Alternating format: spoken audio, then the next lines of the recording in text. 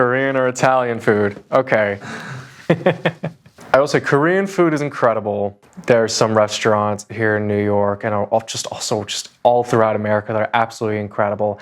And if you haven't had like real Korean food, like dosa bibimbap, oh lordy, they bring this thing out in a big stone bowl that's ripping hot and the food in there's boiling. But at the end of the day, when I go out, I usually go out with friends, bring a bunch of people together. Nothing does that better than a big old table of Italian food. It's the perfect scene.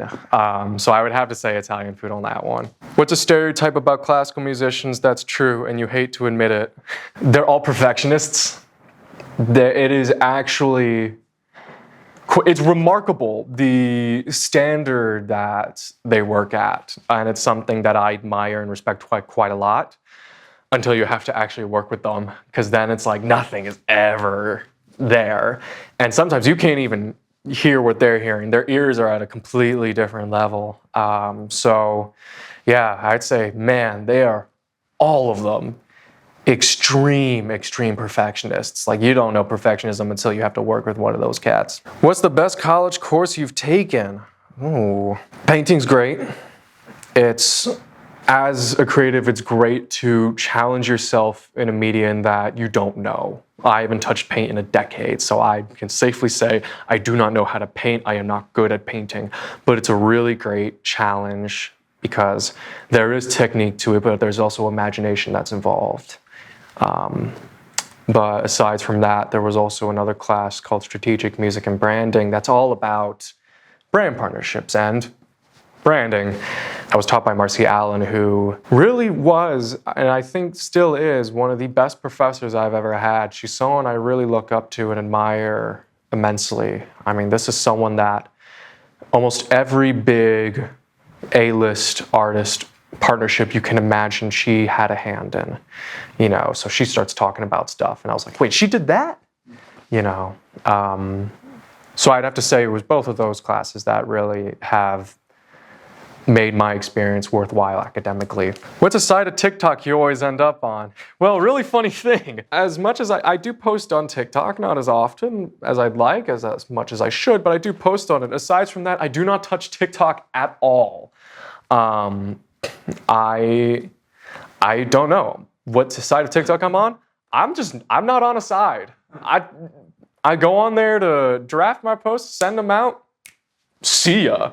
An alternative, at least for Instagram. I mean, there's always the music stuff, but oh man, so much cooking on there. So much different food. Yeah, I can't even begin to talk about how much food and how much cooking stuff I watch online. Like, there's a great Icelandic chef, Gisli Matt, who did a series. He has a really, really incredible restaurant called Slipperin in Iceland. And he has this one series where each reel, he cooks something with a different part of cod. So he does something with the collar, he does something with the head, he does something with like the bones even, or like there's one with eyeballs. It's really crazy, some of the stuff that he does with it. But you look at the end and you're like, oh yeah, I'd eat this. This looks great. It's not like really abstract. It looks like normal food, even though it's like, oh yeah, that uses a part of like the cod's bones or something like that, and you can eat it.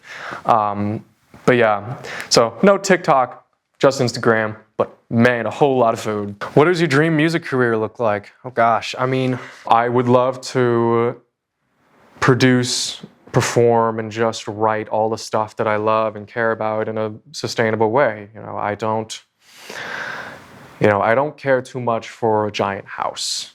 I want the bare essentials. All I need is the bare essentials. Obviously, there's some things I'd like to do financially for sustaining myself and anybody else. If I have a family of people, then obviously for them. But I would love to see a lot of the rest of the world and meet a lot of musicians and artists in other countries, because that's what's happening. It used to be just America and UK, maybe Australia. But now it's not just America anymore. I mean, China and Brazil, 20 years ago, if you were talking about music industry, would never be brought up. And now they're, oh God, one of the top revenue makers in the industry. You have to talk about them because there's such great music coming out of it. There's such incredible imagination. I mean, from Laudan and the other improvisers in China, all the way to Uncle Waffles and all the other Amapiano DJs in South Africa, and people in Namibia, Belgium, Russia, Cuba, Venezuela. There is such incredible music, and I want to just meet them. I want to see what it is they're doing, and I want to do what I can to make that heard and just feel what it is they're feeling. See what it is that they see that I don't. Because I know truly imaginative artists are the ones that understand that they know nothing. So what do? You learn as much as you can. Because and I always say this to my friends, there are two types of people in this world. People who don't know what they're doing and people who think they do. Just do it sustainably, be able to travel the world and just meet as many great artists and improvisers as possible. If someone gave you $1 million right now, what would you do with it? Buy dirt, buy land, buy property, invest a living space that I can hold on to and that other people after me could hold on to, that's going to last. Have it so I have the stability long run. And then the rest of it, invest in music and a bunch of projects that I'm doing. I've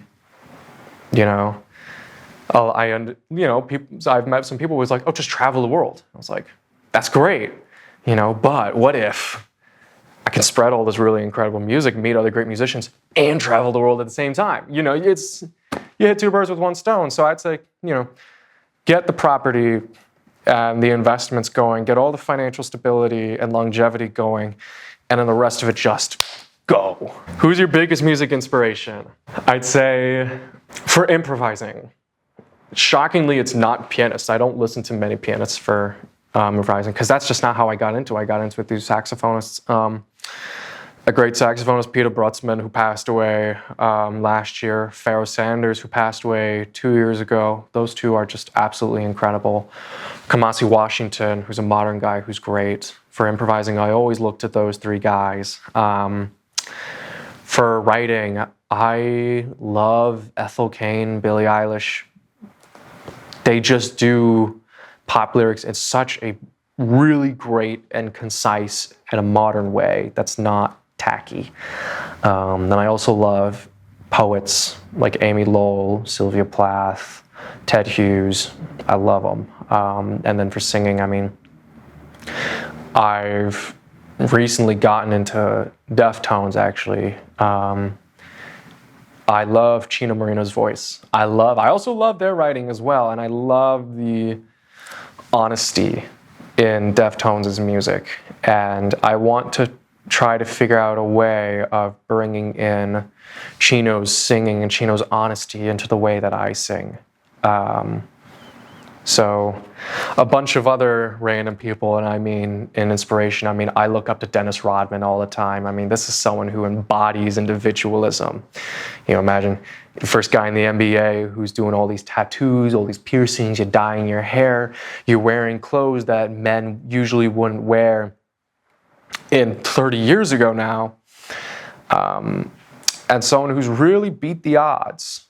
I really do admire that tremendously. So Dennis Rodman is also just someone I've always looked up to ever since I heard about him. What was your favorite part about working on this new single? Exploring the possibilities of it. When I first wrote the chords 6 years ago, I thought it was going to be an album. And then a year ago when I started working on it, I thought it was going to be like 3 songs or 4 songs. And then at some point I was like, well, what if we smushed it all into one thing, maybe 2 halves? And from there I just had to explore. I had to play around a few things. And that meant bringing in some musicians, such as Julian, who did play drums on the record, just be like, let's just try this, and seeing what happens. So my favorite part in working on this single was absolutely just exploring the possibilities of it. I wanted to push the freedom and the boundaries of it because the free stuff, having that openness is what got me into music anyway. So I really want to push that and find a way to